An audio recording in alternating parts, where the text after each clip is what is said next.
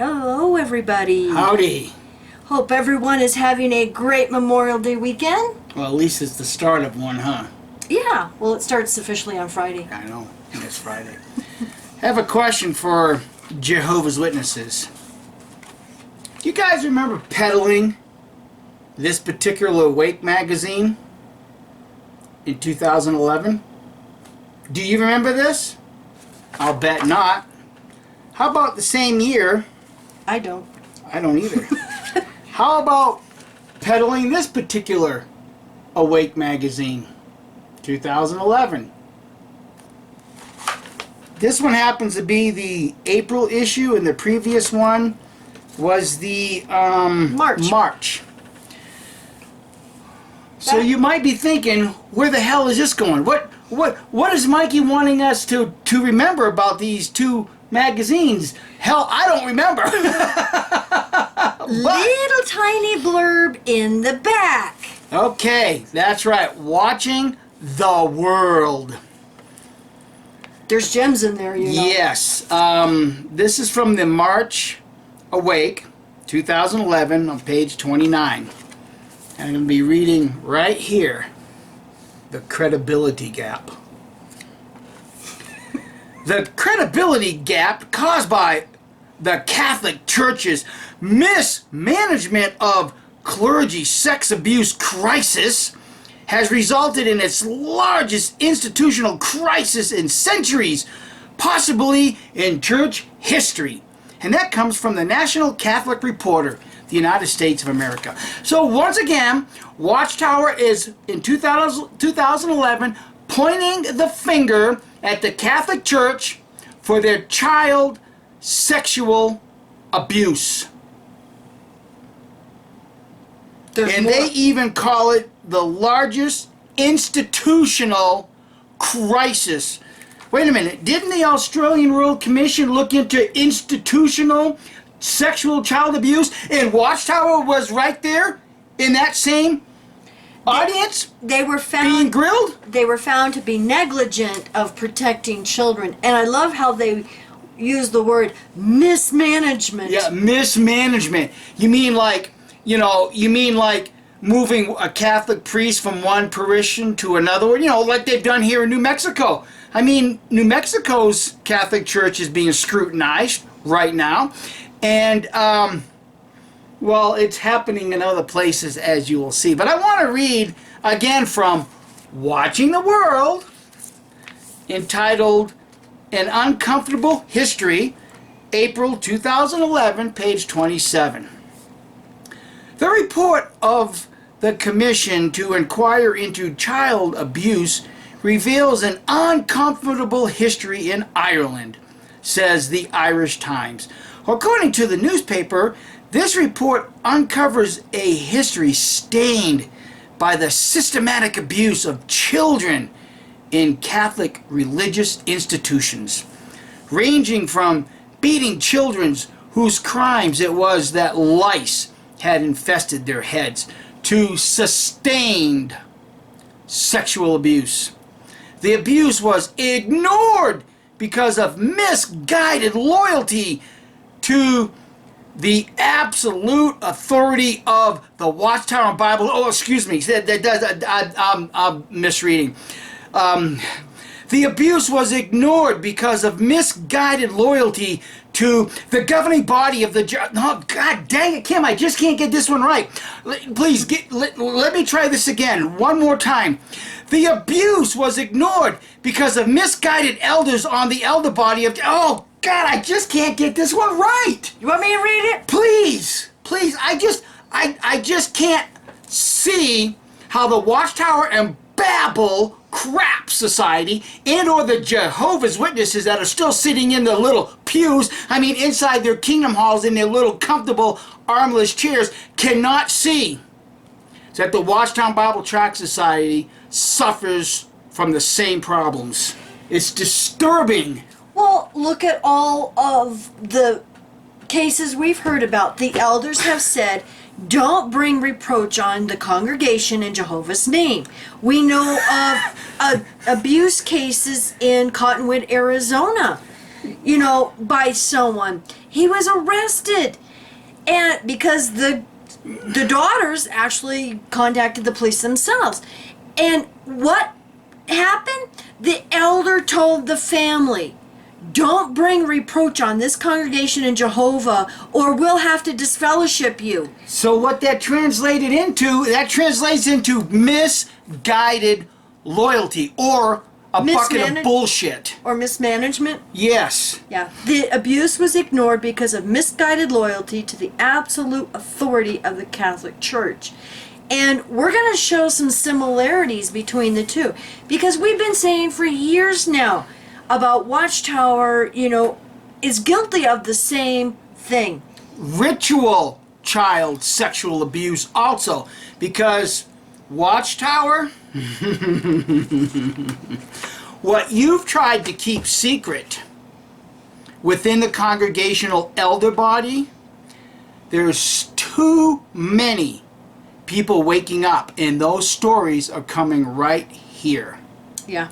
We know what has been going on behind closed doors for decades, and even your own governing idiot Jeffrey Jackson in front of the Australian Royal Commission that looked into institutional child sexual abuse admitted, well, it seems like we would have a problem too. It seems like it. Now, do you recognize, Mr. Jackson, and in asking this question, let me make it clear, I'm not suggesting it's peculiar to the Jehovah's Witness organization. There are many, many organizations in this position. But do you accept that the Jehovah's Witness organization has a problem with child abuse amongst its members? I accept that child abuse is a problem right throughout the community, and it's something that we've had to deal with as well. And do you accept that it's presented, I withdraw that, do you accept that the manner in which your organization has dealt with allegations of child sexual abuse has also presented problems? There have been changes in policies over the last 20 or 30 years where we've tried to address some of those problem areas, and by the fact that we've changed the policy would indicate that the original policies weren't perfect.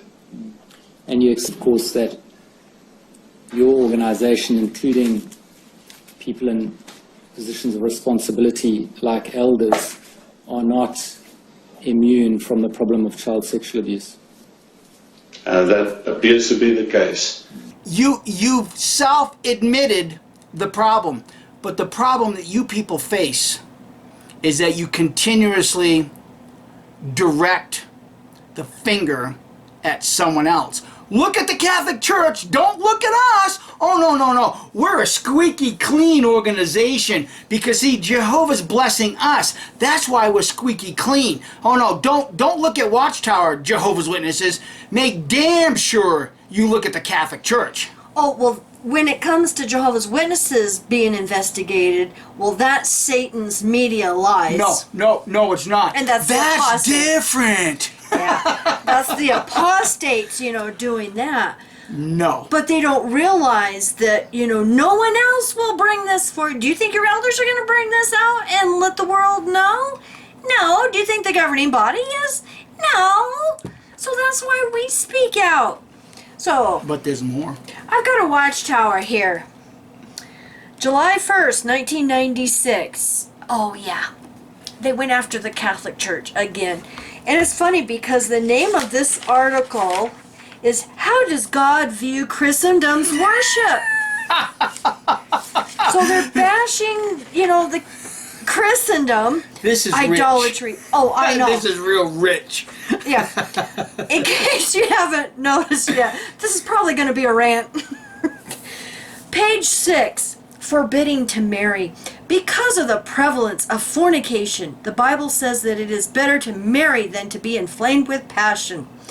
1 Corinthians 7:2-9. In spite of this wise advice, many among the clergy are required to remain celibate, that is, unmarried. The vow of celibacy is not broken, explains Nino Lobello in his book The Vatican Papers. If a priest, monk, or nun engages in sexual relations, forgiveness for sexual relations can be obtained by making an honest declaration in the confessional.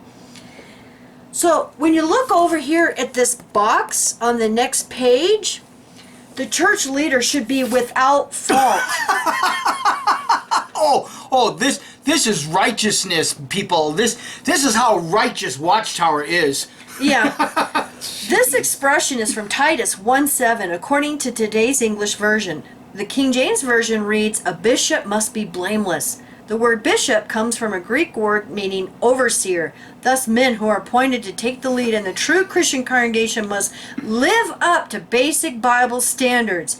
If they do not, they must be removed from their position of oversight, since they are no longer examples to the flock. How seriously is this requirement taken by Christendom's churches? The hell with Christendom! What about Watchtower's churches? Over the past decade, observes Christianity Today, the church has been repeatedly staggered by revelations of immoral conduct by some of its most respected leaders. And they go on to talk about the Catholic Church. I gotta ask, what about Watchtower? You know, all of this stuff that many of us have been reporting about for years now of what is being done. What about the secretly recorded elders meetings? You know, what about all of these judicial hearings, all of these being recorded and put on YouTube? And then they have the nerve, you know, to talk about Christendom, and is Christendom's worship, you know, true? But right underneath that box I just showed you on page 7, it talks about that they think it's because of the vow of celibacy is why there is a problem with the priests, you know, and the pedophile problem. I'll just read this. No doubt many priests live morally chaste lives, but a large number do not. According to the 1992 Britannica Book of the Year, the Roman Catholic Church was reported to have paid out $300 million to settle cases of clergy sexual abuse.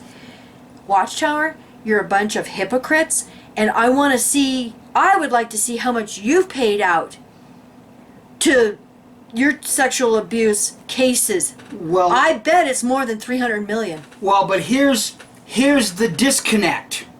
Here comes the disconnect. See, they're pointing the finger at the Catholic Church, and the reason why these priests are immoral is because of their celibacy. Okay?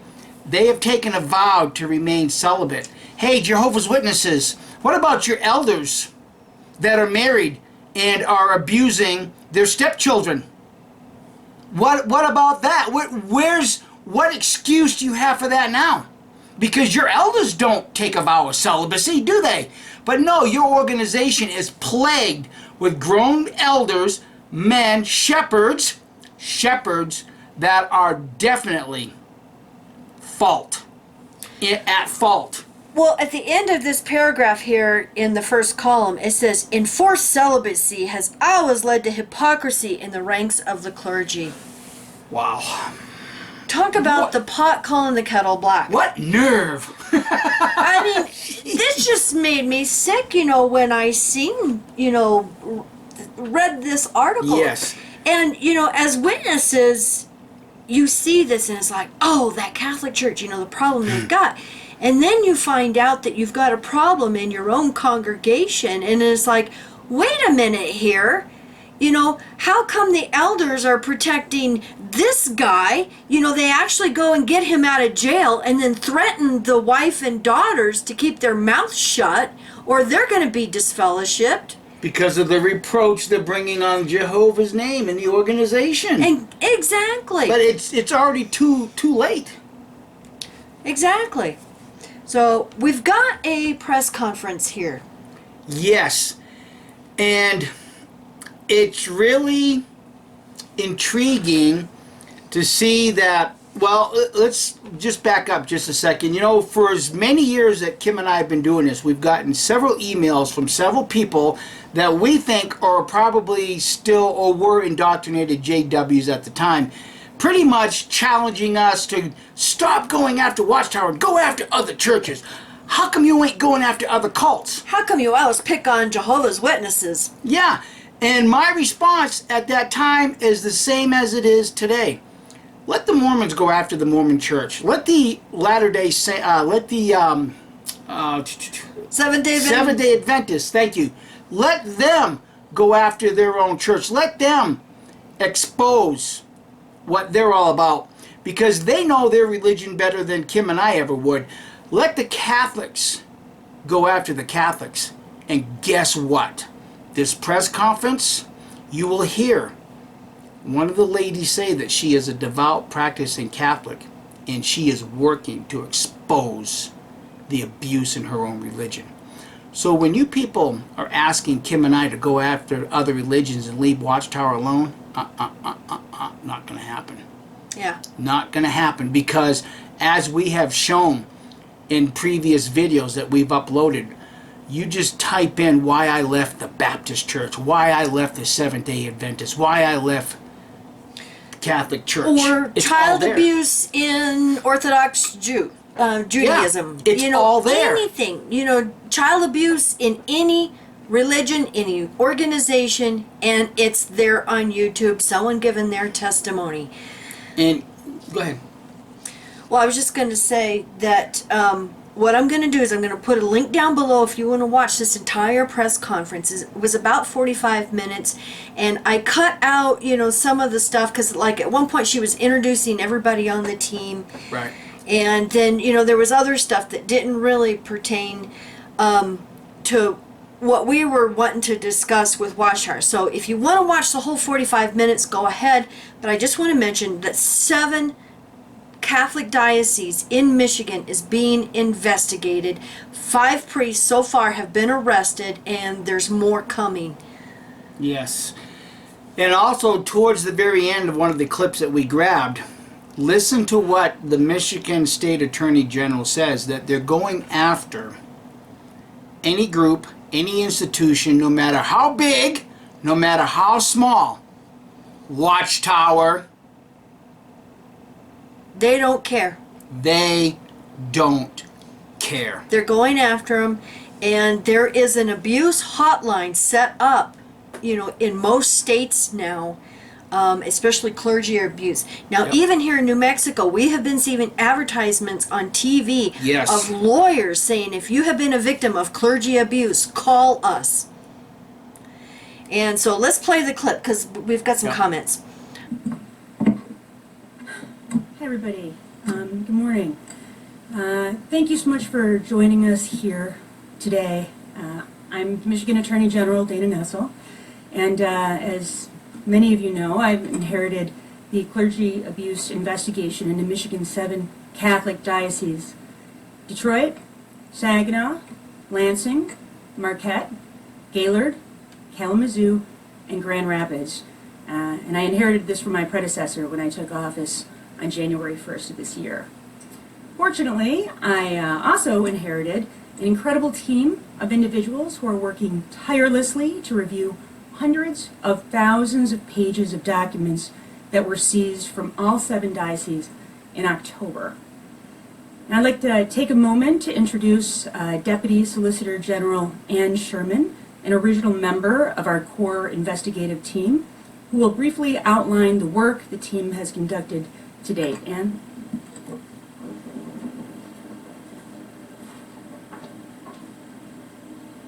Thank you, Attorney General Nessel, and thank you to everyone who's here today, including our team members. I want to begin by saying that I am proud to be one of the many Catholic members of this team. As a devout Catholic, I want to express that these individuals who have committed sexual abuse and the individuals at any level in the church hierarchy who have covered up sexual abuse do not represent my faith or my religion. I'm also a dedicated public servant, and these individuals have acted to harm the people of the state, the people I serve as an attorney in the Department of Attorney General. I am deeply disturbed by what we have discovered. I'm also disturbed by some attitudes of some of the hierarchy in the church, not all, but some, who demonstrate a serious misunderstanding of sexual assault. I want to offer an example. Among the documents we've reviewed so far, we found one where a priest who was discussing another priest's abuse of a child, shared his own philosophy on sexual assault. And he explained that this child victim needed to simply admit that he teased, enticed, or gave permission for the abuse to occur. He then gave the following analogy. If someone drops an apple and the apple gets bruised, there are two sins. The first one belonging to the person who dropped the apple, and the second to the apple for getting bruised. This attitude is horrific. Sexual abuse is never the fault of the victim, and it certainly can never be that sexual abuse of a child is the child's fault.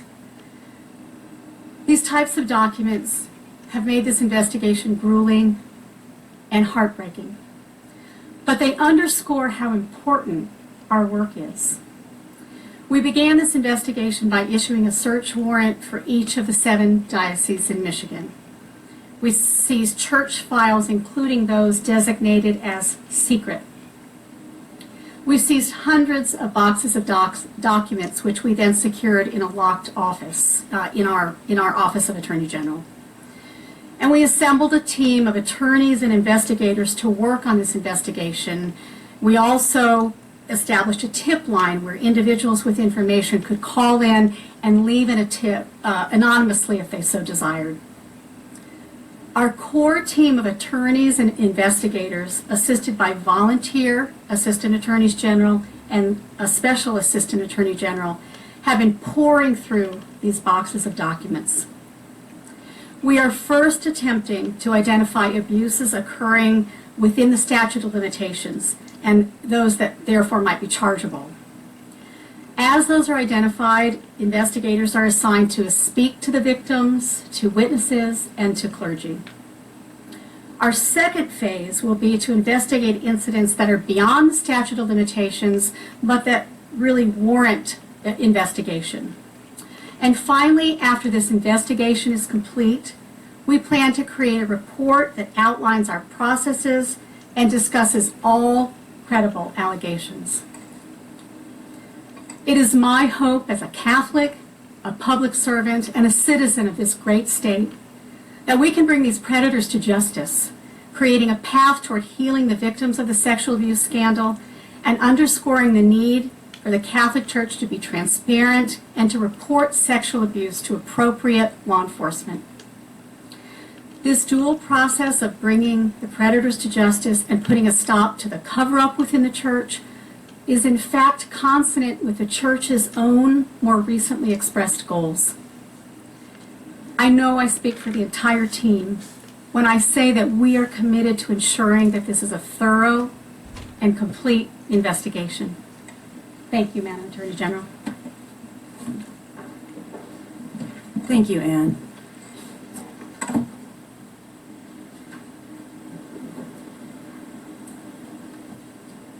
Anyway, I am so grateful again to you and to everybody on the team.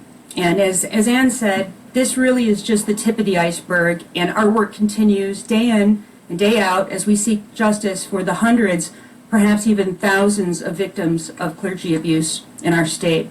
Well, I just want to say personally to all of you who are here, thank you. Thank you for your unwavering commitment to the victims who are counting on all of you to procure justice for them on their behalf. I will say thank you from the bottom of my heart for the incredible and amazing work that each one of you has been doing on this case.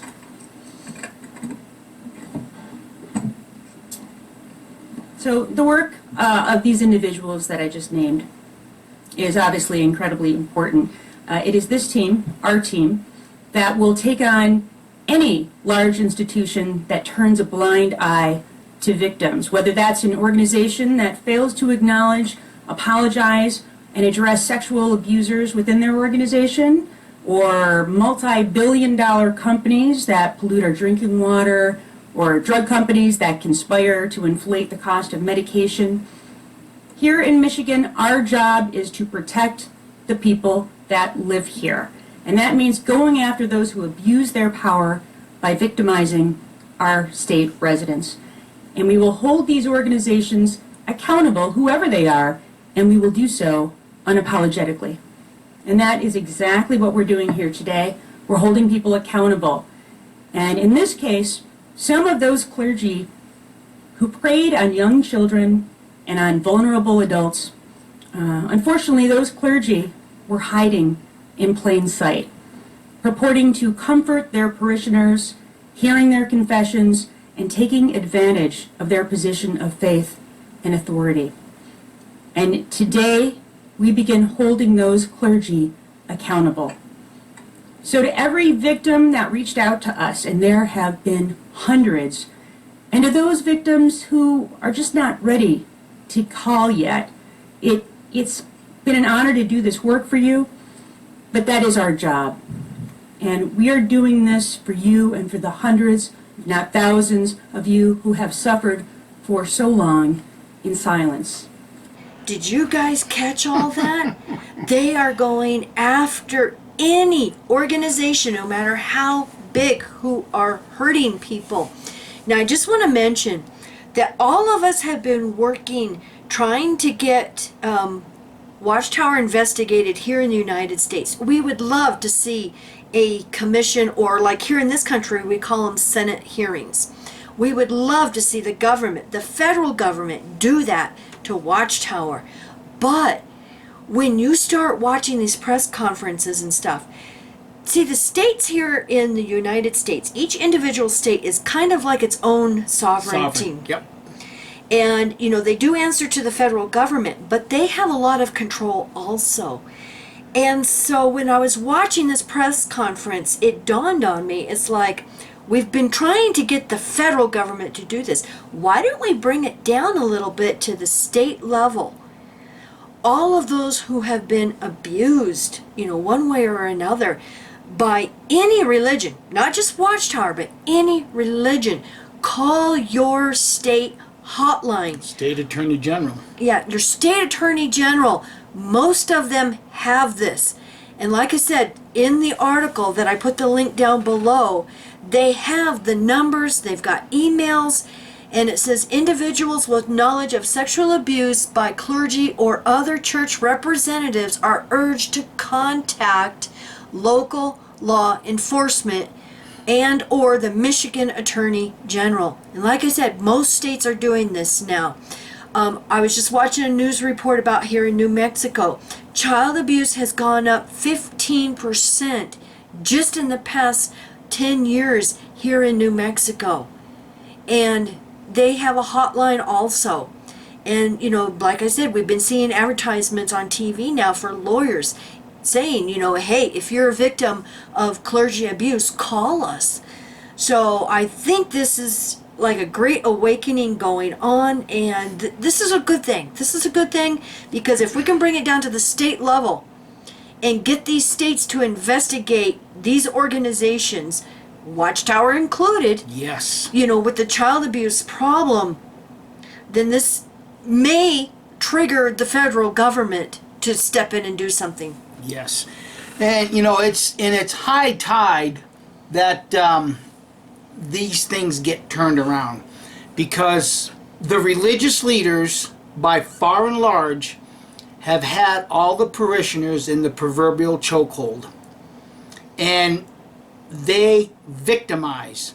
And quite honestly, a lot of these clergy love to do this. That's why they repeatedly do it. Yeah, Because they're sick in the head. yeah. All of that power, all of that authority has corrupted their minds. And just like we've read in the previous elder's book, I haven't looked it up in this new one from 2019, but in the previous one, if an elder commits a sin or abuses a child, you know, commits a crime like that, if he is not found out for 3 years, nothing is done to him. He can keep, you know, He still qualifies to serve. yeah, yeah. But, you know, going along with what Mike says about the control and the abuse of most of these elders, I know there's some elders out there with a kind heart and who don't want to hurt anybody. But there's others that are the goon squad. And I was going to save this for the nail and coffin, but I'm going to tell this story now. Okay. We just found out recently that a family of Jehovah's Witnesses that we knew back when we were witnesses here in New Mexico. Yeah, the goon squad. Yeah. This family was even at our kid's wedding back in 2010. So, we were friends with this family. Well, they're starting to wake up. And we just found out, they told us, that back in 2013, when the witch hunt was starting against us, the Goon Squad elders at a one-day assembly grabbed the couple, the husband and wife, and pulled them aside and started interrogating them about if we had talked to them, if we had said anything, if they knew anything about us going apostate. And if that wasn't bad enough, they said a month later they had their circuit assembly, and the same thing happened. The Goon Squad from the Tijeras congregation, those elders, pulled them aside and started interrogating them again. Second time. Isn't it nice that we caused this kind of disruption? I mean, look, we got Watchtower hating us now. We got the Christians hating us now. There's other little groups within the ex-Jehovah Witness community. The Bible bullies. That hate us now. The Bible bully hate us now. The regressive side of the movement hate us. Hate us now. So we must be touching a lot of nerves.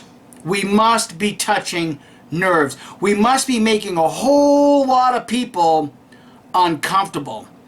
Uncomfortable enough that you're still contacting us. I just don't get that. Well, what was interesting about this family who were at the kids' weddings and that we were friends with is they could honestly tell the elders that they had not even talked to us or seen us since 2010 at the kids' wedding, because we didn't say anything to anybody here in the local area. So now that we're connecting here and talking, it's like, oh my goodness, I started laughing. It's like, are you serious? That reminds me of that video game, I think it was called Rampage. I mean, if you elders in Tijeras Canyon would have just left us two alone to fade quietly, we'd have never gone on a rampage. I mean, my God, how many We were videos? never going to do YouTube videos. No, but how many we got now? I mean, my God. Last time I was on the dashboard, we had like 1,200 videos. That's just on this channel. There's still over 100 on the first channel. How many videos have we uploaded on our YouTube channel? And over 9 million views on this channel. Oh my God, Watchtower. You guys were just plumb stupid to do what you did to us two. Yeah, and well, look at, because of the Goon Squad going and interrogating, this poor innocent couple, on a witch hunt that knew absolutely nothing, it shocked them. It's like, oh my God. What's this all about? What's this all about? And now they're awake. And Guess what? They seen us on YouTube. And they probably pretty much given Watchtower the middle finger. Watchtower, you dumbass people. You have got to realize that your elders do more damage. They cause more people to wake up and walk away than these two people could have ever dreamed about doing. So please, I'm begging you, keep it up. Yeah. Well, there was another one that Another one? Shyla was just, our daughter Shyla was just telling me, it's kind of like a friend of a extended family member, Okay. On our son-in-law's side. And Oh, yeah. she was hauled in the back room for wearing a pencil skirt. Now, for those of you who don't know, that is like kind of a form-fitting skirt. It wasn't short. She said it was just a pencil skirt. It's just not appropriate. Yeah. So the elders hauled her in the back room and proceeded to, counsel her on her inappropriate dress. And she looked at the one elder and she says, "You have the nerve to counsel me on a pencil skirt when your daughter wears blouses and tops where her boobs are hanging out and short skirts? I'm done. I'm out of here. You guys can go yourself." So we love hearing these Oh, stories. yeah. We just absolutely love it. It just makes our day. So Oh, please, yeah. Watchtower, just please keep pointing the finger at the Catholic Church. Keep denying that you have a child sexual abuse problem. Keep denying that you are the only true religion on the planet Earth. Keep telling your members that your ranks are swelling, even though we're getting, oh my God, you friends have no idea how many new Kingdom Halls. Oh, I'm going to announce this one right now. Since we lived in Arizona for so many years, many of our friends in the Cottonwood congregation helped build the Holbrook Kingdom Hall. Well, last week, that Kingdom Hall went up for sale for what, $75,000, I think you said? I don't remember, but we'll have it in the nail and coffin that we're working on. I mean, you guys have got to recognize how Watchtower is imploding. I mean, it just keeps coming in through our computer and coming in and coming in, and that's in spite of the fact that we don't have Watchtower exposed up yet. Yep, exactly. But I want to thank everybody so much for helping. I mean, some who are even, like busy activists themselves, like, Dallas and, Barbara Anderson and ones like that. Even though you're busy with activism yourself, you're sending us this information. But before we sign off here, I just want to move to a serious note here and say that, I hope, that this will get some justice for the child abuse survivors. And if any of you, who feel inclined, contact your local Attorney General's office and, get this investigation, going against Watchtower. Because if most states had the same attitude that they don't care who they have to go after, no matter how big or how many billions of dollars they have, and go after them to protect the citizens and the children, then, it's worth it. And, you elders, if you hear of any child abuse, please report it, even if you have to do it anonymously from a payphone. Yep. If they even have those anymore. But even if you have to go to a public place and call them anonymously, please report it. And I know some of you have contacted us and said you will. So Yes. thank Yeah. you. Kudos to you guys. What we need is strong, brave men. We need men. People. People, yeah, women too, absolutely. We need strong people that recognize who the true Christ was. He was not afraid to stand up in front of his religious leaders and break the norm. He broke the silence. That's who the true Christ really was.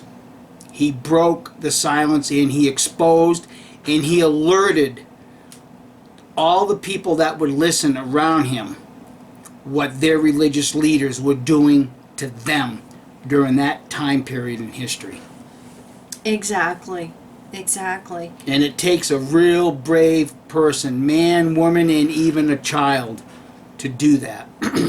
Exactly. So if you hear of any abuse, like I said, please, contact your state's child abuse hotline if they have one.